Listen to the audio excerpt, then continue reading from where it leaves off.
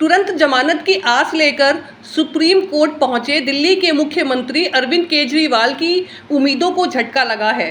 सर्वोच्च अदालत ने आम आदमी पार्टी के मुखिया को हाई कोर्ट के फैसले का इंतजार करने को कहा है, जो कल तक सुनाया जा सकता है। इसके साथ ही सुनवाई को 26 जून तक टाल दिया है। हालांकि सुप्रीम कोर्ट ने दिल्ली उच्च न्यायालय पर एक बड़ी टिप्पणी करते हुए कहा है कि आमतौर पर इस तरह के फैसले सुरक्षित नहीं रखे जाते हैं।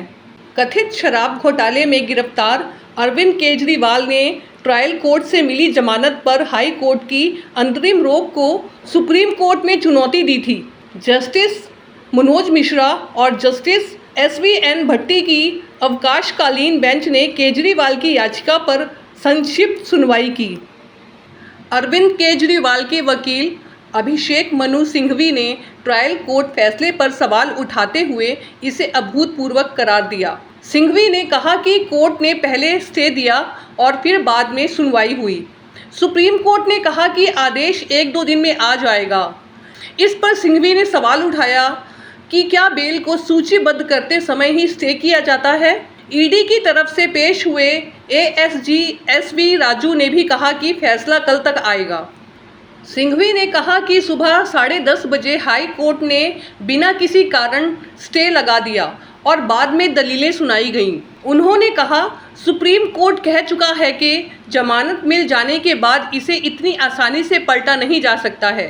केजरीवाल के वकील विक्रम चौधरी ने कहा कि उनकी कोई आपराधिक पृष्ठभूमि नहीं है और देश छोड़कर भागने का जोखिम नहीं है। जांच 2022 से चल रही है और गिरफ्तारी की वैधता को इस अदालत में चुनौती दी जा चुकी है। केजरीवाल की जमानत पर अंतरिम स्टे लगाते हुए फैसले को सुरक्षित रखे जाने को लेकर सुप्रीम कोर्ट ने बड़ी टिप्पणी की। कोर्ट ने कहा, स्टे के मामले में फैसले सुरक्षित नहीं रखे जाते हैं, बल्कि तभी सुना दिया जाता है। यहाँ जो हुआ वह अनोखा है। हालांकि सर्वोच्च अदालत ने कहा कि वह भी वही गलती नहीं करेगी जो अंतरिम स्टे देते हुए हाई कोर्ट ने की। राउज एवेन्यू कोर्ट ने 20 जून को केजरीवाल को राहत देते हुए नियमित जमानत दी थी। पीठ ने कहा था कि ईडी के पास केजरीवाल के खिलाफ कोई सीधे सबूत नहीं है। अदालत ने केजरीवाल को 1 लाख के निजी मुचलके पर जमानत दी थी।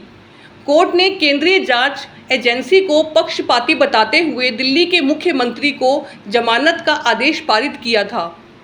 21 जून को रिहाई से ठीक पहले ईडी ने ट्रायल कोर्ट के फैसले को दिल्ली हाई कोर्ट में चुनौती दी।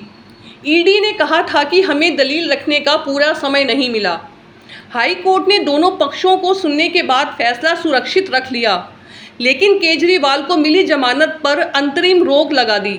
जस्टिस सुधीर जैन और जस्टिस रविंद्र डुडेजा की पीठ ने दोनों पक्षों को 24 जून तक लिखित प्रतिवेदन देने को कहा। पीठ ने कहा वह आदेश सुरक्षित रख रहा है क्योंकि वह पूरे मामले के रिकॉर्ड को देखना चाहते हैं।